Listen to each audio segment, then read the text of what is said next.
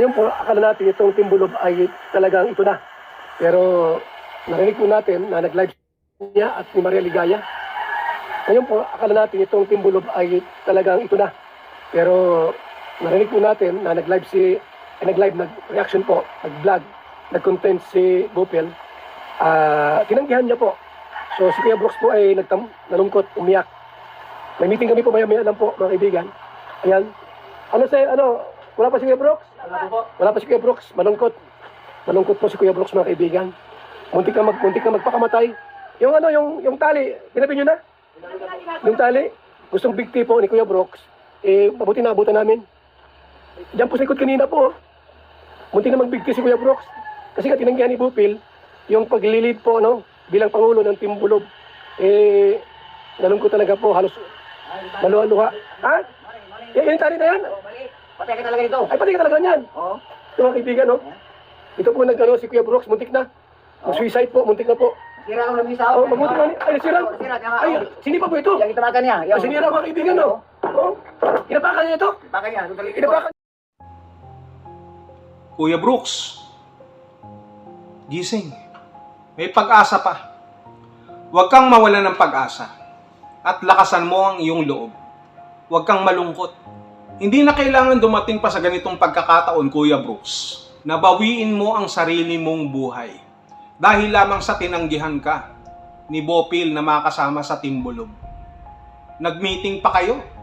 Tapos ganun lang din pala ang mangyayari at hindi na mababago ang desisyon ni Bopil. Kasama ni Ate Lorny, kasama ka. Dahil sa pagtanggi na yan, na kahit si Kuya Bal mismo ang nagmungkahi, hindi para magkaroon kayo ng proyekto o kung ano man. Dahil naniniwala ako na hindi yan talaga ang pinaka-main objective kung bakit binuo yung Team Bulob, kung hindi para kayong tatlo ay magkasundo-sundo. Si Ate Lorny, ikaw, at si Bopil. Kasi nga, para kayong mga aso't pusa. The main objective is para mapagsama kayo sa team at magtulungan kayo. Maputol kung anuman ang inyong mga alitan. Maputol kung anuman ang inyong mga pagkakaiba. Ang inyong mga laban sa isa't isa. Sapagkat ang gusto na mangyari ni Kuya Bal ay hindi laban sa isa't isa kung hindi kayong tatlo ay maging isa. Ibig sabihin, magtutulungan. Matatapos na ang mga hidwaan. Yun ang gustong mangyari ni Kuya Bal kung bakit kayo pinagsama-sama na para kayong mga aso't pusa kasi na nag-aaway kung kayo ay magkakahiwalay. Pero dahil dyan, sabi nga ni Bopil ay hindi pa napapanahon o hindi niya patanggap na makakasama ka doon sa grupo ng Bulob. Dahil siguro sa mga nangyari sa inyo nung nakaraan, dahil siguro sa mga bagay-bagay na nabitawan nyo sa bawat isa, subalit ito ngang initiative na ginagawa ni Kuya Bal ay para sa pagkakasundo ninyo.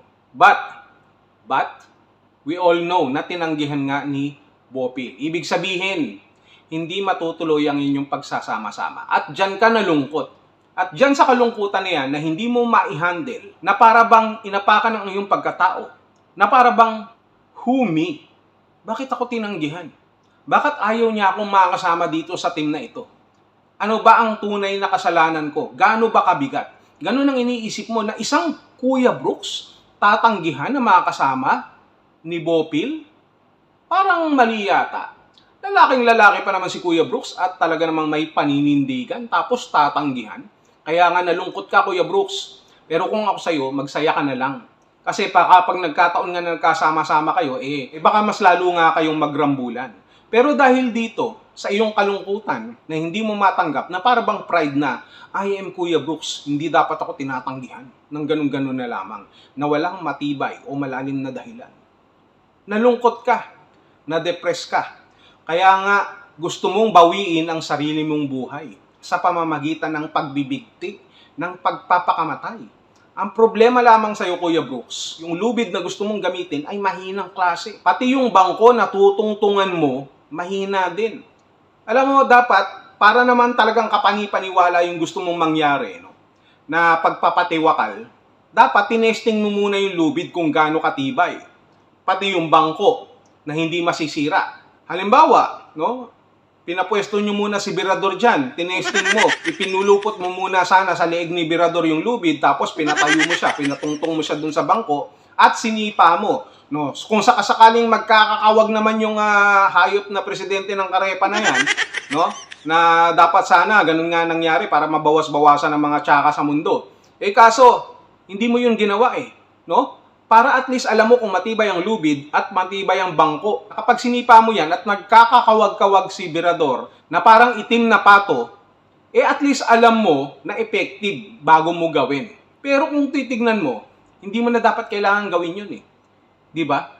Unawain mo na lang. Unawain mo na lang kung bakit ayaw kang maging kasama ni Bopil. May nalalaman ka panlubid tapos mahinang klase lang din naman yan, nakita ko nga. Magpapakamatay ka dahil kay Bopil? Wag. It's not worth it. Alam mo ba, kung ako, si Bopil lang nagpapakamatay sa akin. Nung iniwang ko yan, doon sa pintuan, nung naglayas ako, kasi nagkasama na kami niyan Nung naglayas ako, dala ko yung mga maleta ko, nagkukunyapit yan sa aking mga hita, sa aking mga binti. At gusto niya raw magpakamatay. Sabi ko, di magpakamatay ka. Alam ko naman talagang matagal ka ng patay na patay sa akin. Wala nang pinagkaiba. So yun ang sinabi ko. Sabi ko, makakamove on ka rin. Kahit papano. Tanggapin mo na kailangan nating maghiwalay. Na ayaw na kitang kasama. Yun ang sinabi ko sa kanya Kaya kita mo, panay ang lasing nung nakaraan. Inom ng inom kung ano-ano pa sinagsasabi. Tapos kinakalaban pa ako dun sa pagiging advisor ko kay Yang Mi. Hindi dahil sa kumampi ako kay Yang Mi, kung hindi dahil sa selos yan. Na instead na puntahan ko si Yang Mi, ang ginagawa ni Bopil ay sinisiraan pa ako. Naintindihan mo ba yun? Muntik nang magpatiwakal mismo si Bopil. Dahil sa pagkagusto sa akin.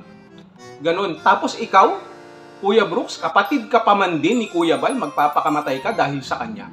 So what? Kung ako yun, huyu ka sa akin. Huyu sa akin yung si Bopil. No. No. Not in this generation. No. Cannot be remainder one. Borrow to the next port power. Ganon. Huwag kang magpakamatay. Sayang. Sayang yung lubid tsaka yung bangko na masisira. Kung yung lubid na yan, mas mapapakinabangan pa yan, hindi sa leeg mo, kung hindi doon sa mga bubong ng bahay nyo. Para kung sakasakaling bumalik ang bagyo, matibay na kapag inyong itinali ang inyong mga bubong. Ganun yun. At yung bangko, itabi mo na lang yan. Magagamit mo rin yan sa pagtungtong para isabit yung mga timba na kung sakali nga naman na tumutulo ang inyong mga bubong para mayroong kayong panalok. Alam mo ba yon? So, para sa iyo, Kuya Brooks, hindi kawalan yan. Hindi mo kailangan magpakamatay. Sa totoo lang. Alam mo, mag-usap kayo ni Kuya Bal, no? Sa totoo lang, si Kuya Bal may pakana kasi nito Kausapin mo si Kuya Bal at tanungin mo kung bakit gumagawa siya ng mga ganyang klaseng grupo. Naintindihan ko na it's not about the mission, na binubuo yung bulob or whatever, I don't care. Binubuo yan para magkasundo lamang kayo. Yun lang ang gusto ni Kuya Bal. Pero ang problema, kahit pa na magkasama-sama kayo, yung team bulob na yan, Bopil, Lorne, at Brooks, wala pa rin. Mahina. Mahina ang team nyo na yan.